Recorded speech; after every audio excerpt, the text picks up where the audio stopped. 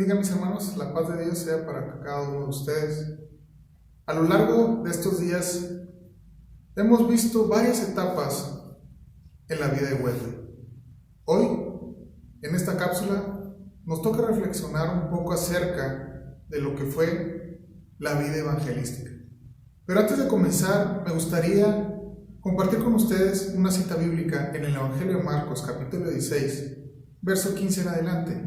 Dice así la palabra de Dios: y les dijo: id por todo el mundo y predicar el evangelio a toda criatura. El que creyere y fuere bautizado será salvo, mas el que no creyere será condenado. El verso 20 al final dice: y ellos saliendo predicaron en todas partes, ayudándoles el Señor y confirmando la palabra con las señales que la seguían. Amén. Hermanos, cuando hablamos de Juan Wesley, no podemos dejar a un lado su labor como evangelista, ya que esta etapa de la vida de Wesley fue una de las etapas que más marcaron su vida y su obra.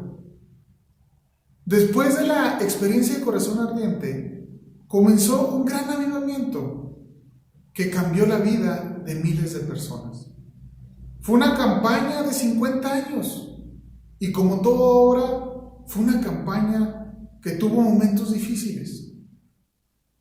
Pero gracias a Dios siempre hubo personas que siempre estuvieron dispuestos a continuar con la obra a pesar de todos los obstáculos.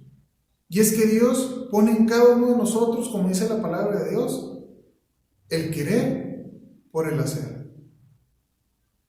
Y es que corrió el año de 1734. Fue un año que vio mucha bendición. Allá, en esa tierra distante de Gran Bretaña, en ese tiempo hubo una verdadera conversión de un hombre llamado George Whitfield, que allá por el año 1740, él iba a visitar las colonias para ser usado por Dios para sembrar esa semilla, esa palabra en esos corazones. Y es que en él empezó también ese fervor, ese fuego santo que motiva a las personas a llevar la palabra de Dios. En ese tiempo, Carlos y Juan Wesley estaban en su obra misionera en Georgia, que aunque, como hemos visto, no fue una etapa muy buena en la vida de estos hombres, Dios ya estaba preparando el camino para usarlos de una manera maravillosa que después iba a transformar la vida de muchas personas. Ya por el año 1739 fue un año crucial para el avivamiento de la Gran Bretaña. Whitfield comenzó a predicar al aire libre. Muchas iglesias comenzaron cerrándole las puertas. No era común que las personas predicaran al aire libre. Todos debían de predicar solamente dentro de las puertas del templo. Aparte, para la iglesia, el temperamento de George era demasiado carismático o avivado para aquel entonces. Pero Dios usó a George y él motivó a Wesley y a Carlos para que ellos también se animaran a predicar al aire libre. Para ellos fue difícil. Ellos eran egresados de la Universidad de Oxford. Era difícil en su mentalidad salir de esa zona, salir de las cuatro paredes y predicar el evangelio. Oh, mi hermano, pero cuando ellos decidieron dar ese paso de fe, cuando ellos decidieron predicar el evangelio a todas esas personas, empezó a ocurrir algo grande que nadie ya iba a poder detener. Y es que empezaron a recibir el evangelio las personas que en aquel entonces la iglesia no hacía nada por ellos. Empezó a ir con los mineros, con la clase obrera, con las personas que la iglesia en cierta forma se había olvidado de ellas.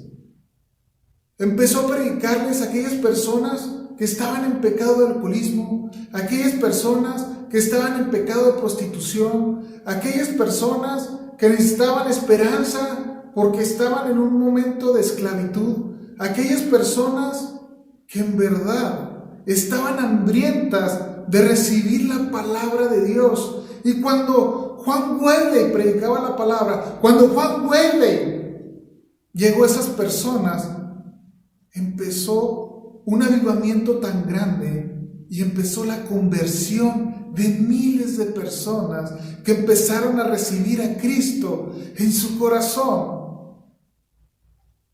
Hubo un gran avivamiento. Y es que en esta ciudad, 50,000 personas de una población de 250,000 habían recibido a Cristo en su corazón. Y ellos mismos se habían convencido de que en verdad se encontraban en pecado, llegando a una verdadera conversión. Juan Wesley recorrió 250,000 millas. Tenía un promedio de 800 sermones anuales. Eso nos da 2 sermones diarios aproximadamente. A veces eran más. Era un avivamiento en su corazón, un deseo de alcanzar a las personas muy grande de Juan Wesley. Claro que hubo oposición. Claro que había gente que le decía que no era permitido predicar de esa manera. Pero él usó una frase que hasta hoy en día resuena en sus corazones y decía: es que todo el mundo es mi parroquia. Yo solamente soy un humilde predicador.